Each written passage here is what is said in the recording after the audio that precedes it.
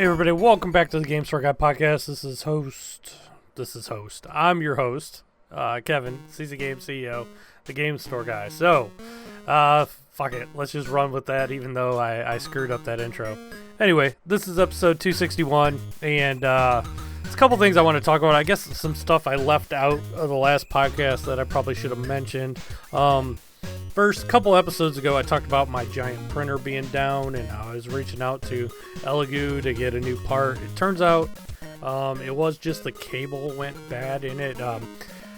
So basically, the cable was getting pinched in the mechanism that they have to hold it, and it eventually cut through one of the little pieces of the cable. They sent me a new one. And it is much thicker and bigger and just beefier cable. Should not happen again. I had to reroute it through all of that stuff. Man, it was just such a pain. I don't even want to bore you guys with the details. It took me a couple hours to reinstall that cable. It was not fun. If I could have just bought the whole cable assembly, I would have, so I wouldn't have had to run it. God, I would pay just to have a backup one on hand. It would be nice. But anyway, printer's back up and running. It's printing beautifully. I love that giant printer. It is becoming one of my favorite printers because it just prints so nice and it's so big, and I can make the coolest, biggest stuff. I finally printed a statue on it. I made a giant Charizard, which I gave it to my employee, who's also my business partner for the 3D printed stuff at conventions. I gave it to him because he's a much better painter than me. He's going to paint it. And the way it's been working lately is I'll print a bunch of the big statues, I'll make them, and he'll paint them just because it seems to work out best for time. I feel like I'm a little bit better at 3D printing, even though he's good too, and he's just better at painting, so it works out perfectly. So yeah, the printer's back up and running. I'm trying to get caught up, trying to build up enough inventory because I got a anime convention coming up here in a couple weeks. It's in Westlake, Ohio. It's some new anime convention. Never been to it before. I don't even remember the name of it off the top of my head. I have no clue how it's going to go. I'll be happy if I make, just a little bit of money, being it's like the first year of this convention, and it's a smaller convention. It's a one-day convention. We'll see how it goes. I'll let you guys know how it goes. I think it's on February 8th. Like I said, I don't even know the name of it. I forgot. But anyway, it doesn't matter. But what I'm really starting to get ready for is Midwest Gaming, which is the first week of April. And Midwest Gaming is in Wisconsin. Met a few of you guys last year that were there. If you guys are there, come by, say hi again. I'll be there again this year. Looking forward to it. It is probably my favorite convention of the year. There's just something about it. It's a nice, huge, big convention. It's just fun. I like being there. I like meeting people. There's so many vendors. It's just such a big, nice retro gaming convention. I have a lot of good memories from past ones. Go listen to the old podcast if you want to hear me talk about it. But I'm looking forward to this year, and I got to build up more inventory. We're thinking about driving separately so we can take more stuff. I might even rent a van just so I can get more stuff to Midwest Gaming, because the more I have, the more I sell, more money I make. And then after that, so that's April. Then I got about a month and a half to get ready for Colossal Con, which is here in Sandusky. That's the beginning of June, and then at the end of June, I have Torg, which will also be here in Sandusky, which I'm excited for both of those. That's gonna be a nice 3 conventions in a row. Should make some actually decent money at those. All right, what else did I want to? Yeah, I wrote it down here. I'm starting to write stuff down that I want to talk about, so I don't forget about it during the podcast. But anyway, one thing, I went to my local Goodwill, and I'm sick and tired of seeing all these YouTube videos where somebody scores at Goodwill, and it's just not the case here in Ohio. There's a Goodwill right out in my parking lot outside my store, and then I have one in my hometown. And there's one kind of in between here too. And I'll hit all 3 of them. And for the first time ever, I went into the Goodwill here in my hometown, and not a single game in the entire store. I even asked. I was like, "Do you guys got any games?" And no, they would be right over there with the movies. There was not a game. I've never seen this. There was not even a shitty Wii game, a shitty sports game. There was nothing. I went out of my way. I searched the whole store. I even went as far as look for something gaming related, like trying to find like a shitty stuffed animal, like a little Mario plushie or something. I don't know, just something gaming related. There was absolutely nothing in this Goodwill. No games. I've never seen where I couldn't find at least a single game in this Goodwill. And then I go online all the time. I go on YouTube, and there's all these YouTubers. Look what I found at Goodwill, or look what I found at GameStop, or whatever. Even the local GameStop here, they don't have shit. They don't have retro. I'm like, I swear, my store is like the only place around that has a good selection of that stuff. But it's taken us 20 years to get to this point. So maybe it's just this area, not a very good retro or just gaming area in general. And I've gotten some good scores in the past, but we're talking like it's been a while since I gotten something good at a Goodwill. It's kind of frustrating, man, because I swear, like if I go into Goodwill 100 times, I'm lucky to 2 or 3 times find something decent. But I keep going because the one time you don't go is the time you miss out on something. And to be honest, though, I don't have to do that as much as I used to. I mean, I guess maybe I'm part of the problem, maybe since my store is so well known that people just kind of bring it to me, which lately I have had some pretty good trades. This week was good. I got 2 NESs in the box, and they were both like really good shape. And the one box, it could have been a little bit better. But one was the Super Mario 3 bundle, and one was the action set. So, like I'm price charting like the NES action set. It's the Mario Duck Hunt one with the gun, and this one had the gray. Did it have the gray gun? I think it had the gray gun with it. Anyway, those sell for around like $250. That's pretty nice. The other system was the NES Super Mario bundle. Let's see. Which is called the Challenge Set. So Challenge Sets sell for around the same, about $250 in the box. So not bad. Those were pretty nice. You don't see those in the box too often come in. And both the systems, though, in the box, the one was kind of yellowed. I did retrobrite it. Turned out perfect. All I had to do was retrobrite the top, which those are easy to do. Looks perfect. Both systems needed new 72-pin connectors, which is like common. Got them both working. They both work perfect now. Cleaned them all up. Look really nice in the box. And the guy had some decent games with it. Nothing like spectacular-wise, I would say. But a lot of good, solid titles like your Zeldas and the good stuff. I would rather have like just the basic games that just sell constantly than the super uber rare games, because the rarest games, especially for me, they just sit in my store for years, because I mean my store is kind of in a lower income area and you don't get a lot of the higher end people. Yeah, I'll sell them every now and then, but I'd rather, instead of like one like $1,000 game, I'd rather have 10 $100 games, just because the odds are I'm going to sell those a lot quicker. I really need to take some of my higher end stuff. Maybe I'll take it to Midwest and trade it with some vendors there. There's a lot of like at the conventions is where you can move that stuff. That's where the collectors are. They go to those conventions. Maybe I'll take some of the rare stuff with me and trade it for some stuff that'll move quicker in the store. However, that rare stuff does, it does bring people in. Like, people like to see that you have some of the higher end stuff. But anyway.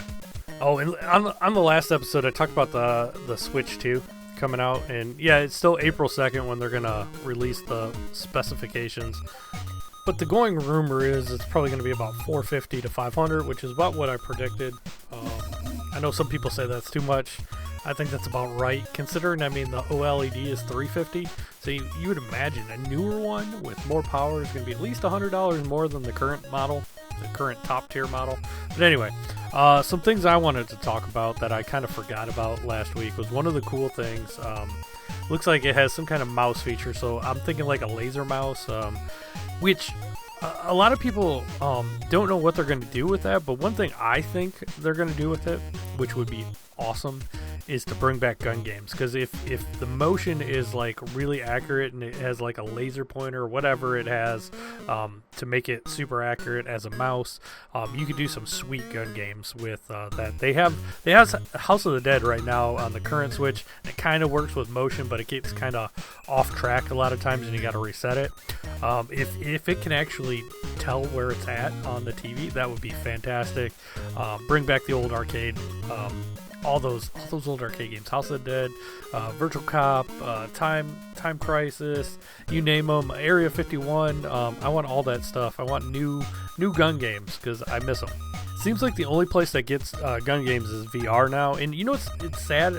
All these years VR, you know, the Quest has been out and everything. There hasn't been a House of the Dead.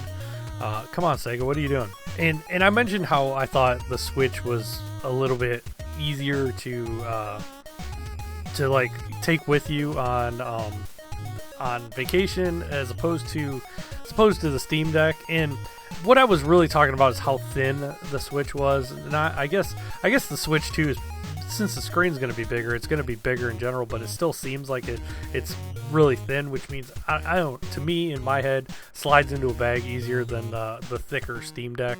But you know, maybe it's not, but I don't know. There was something about the Steam Deck I just didn't like how like thick and it was. But anyway, that's all I was really talking about when I thought it was more portable than the Steam Deck.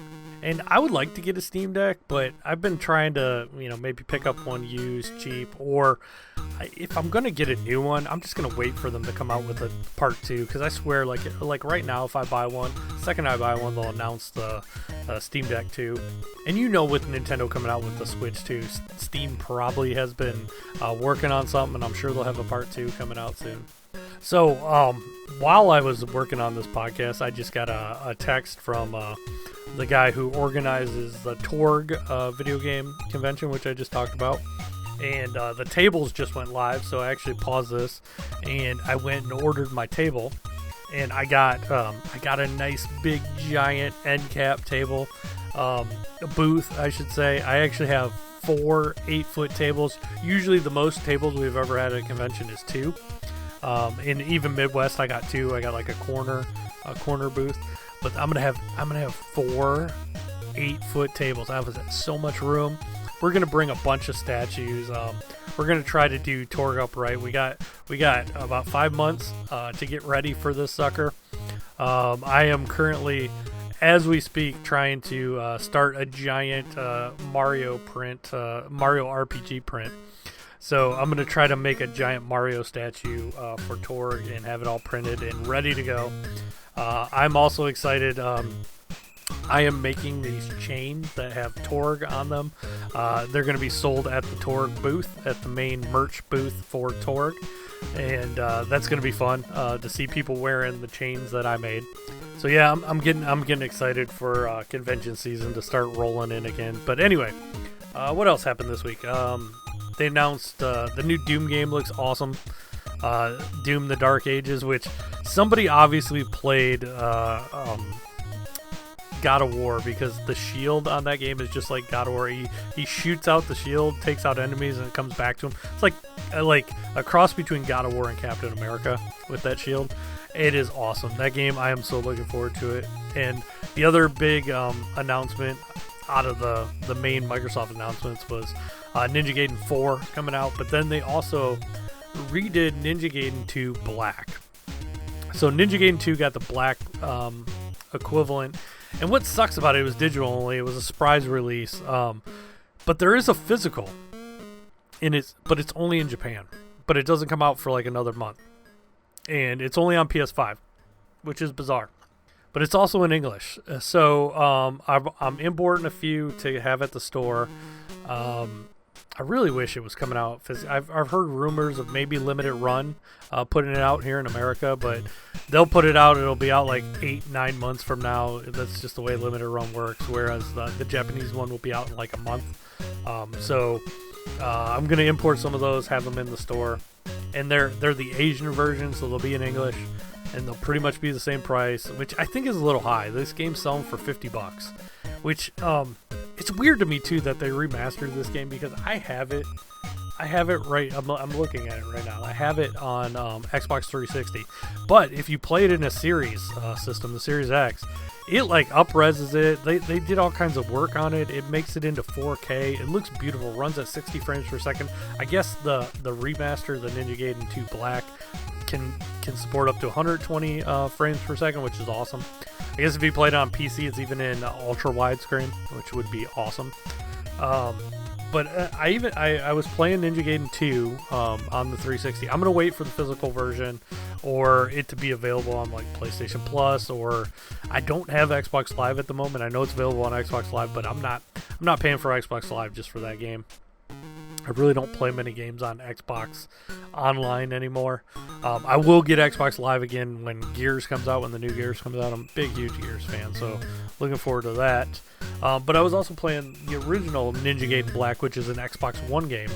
Xbox original game, not Xbox One, or the original Xbox.